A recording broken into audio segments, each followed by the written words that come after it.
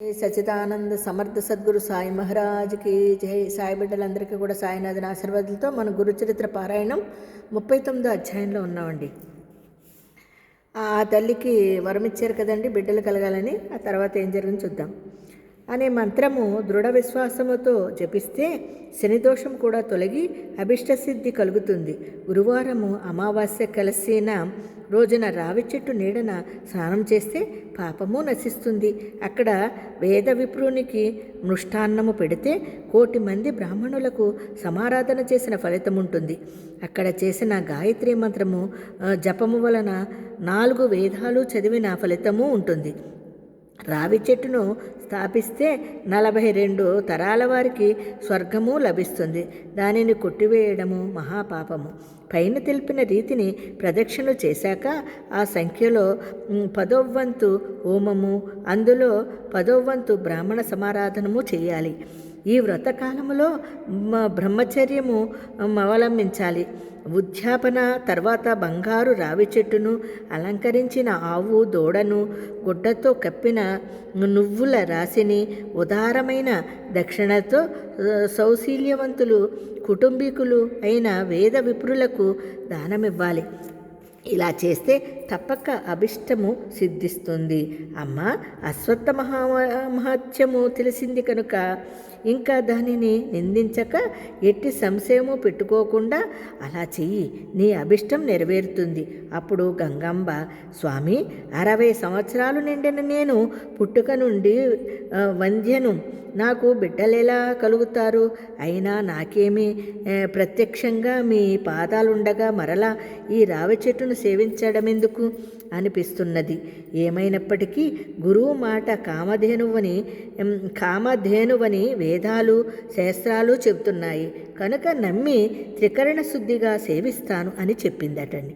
ఆమె నాటి నుండి 3 రోజులు ఉపవసించి 3 పూటల షట్కుల తీర్థంలో స్నానం చేసి రావి చెట్టు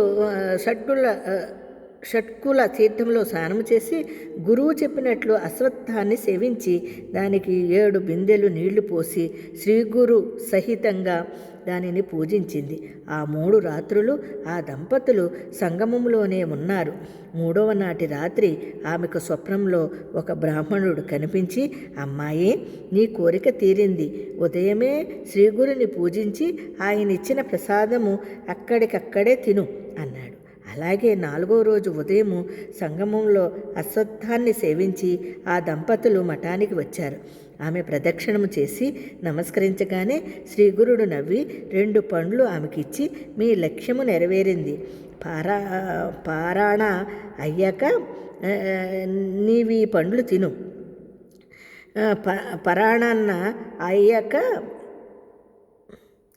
పారాయణ అయ్యాక నీవి పండ్లు తిను. నీకొక కూతురును కొడుకును ఇస్తాను.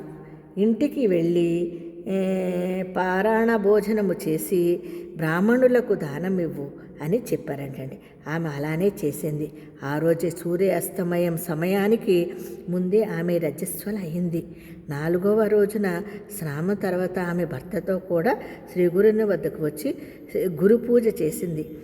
ఆ శ్రీగురుడు, నీకు పూర్ణాయుష్కులైన బిడ్డలు కలుగుతారు, నీకు ముక్తి లభిస్తుంది అన్నారట. 5వ రోజు భర్త సమాగము వలన ఆమె గర్భము ధరించింది. ఆమె భర్త ఎంతో సంతోషించి వంశవనము 8వ నెలలో సీమంతము మొదలైన సంస్కారాలన్నీ ఘనంగా జరిపించాడట. ఆమె 7వ మాసములో మళ్ళీ శ్రీగురుని దర్శించి ఆశీస్సులు పొందింది.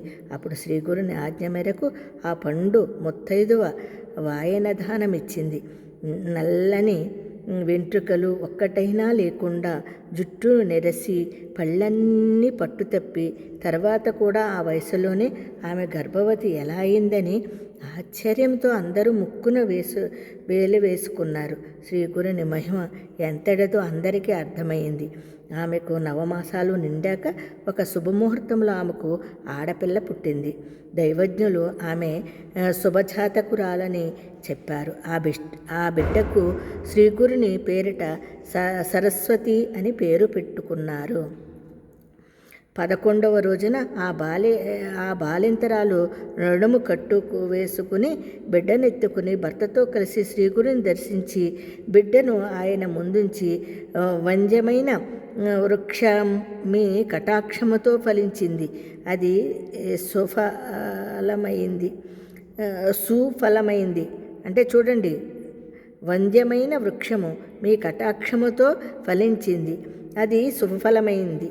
బాటసారులు సేవిస్తారు, వ్యర్థ ఫలానికంటే వంద్యత్వమే మేలు అని శ్రీగురుని పాదాలకు నమస్కరించింది.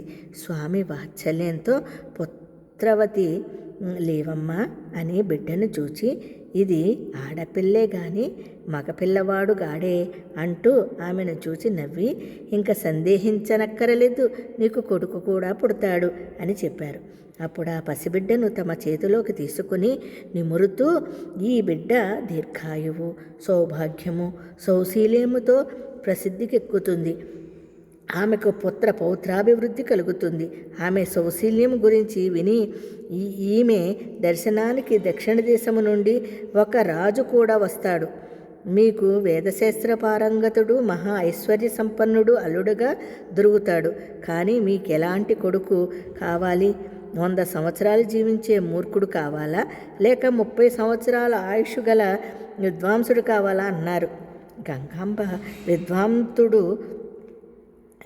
విద్యావంతుడు, సుగుణాల సంపన్నుడు అయిన కొడుకునే సంప్రదించండి, అతనికి 5 పిల్లలు కలిగేలా దీవించండి అని చెప్పి స్వామికి నమస్కరించింది. స్వామి తదాస్తు అని ఆమెను దీవించి పంపివేశారు. 1 సంవత్సరంలో ఆమెకు కొడుకు పుట్టాడు. అతనికి కూడా నృసింహ అని శ్రీగురుని పేరే పెట్టారు. వాడు కొంతకాలానికి మహాపండితుడై 5 బిడ్డలను కన్నాడు. గంగమ్మ కూతురు సరస్వతికి కూడా గొప్ప యజ్ఞదీక్షితునితో వివాహమైంది. అతని చేత యజ్ఞాలు చేయించుకోవడానికి కాశీ నుండి శ్రీమంతులు పండితులు వచ్చి అతనిని తీసుకు వెళ్తూ ఉండేవారు. శ్రీగురు కృప ఎంతటిదో చూచారా? నామధారక వారి అనుగ్రహముతో అసాధ్యమైనది కూడా సాధ్యమవుతుంది. వారిని దృఢ విశ్వాసముతో సేవించడమే మన కర్తవ్యము. శ్రీ దత్తాయ గురవే నమః. శ్రీ శ్రీపాద శ్రీవల్లభాయ నమః. శ్రీ నృసింహ సరస్వత్యే నమః. 39వ అధ్యాయాన్ని కూడా మనం ముగించుకున్నామండి. అందరికీ జై గురుదత్త, శ్రీ గురుదత్త.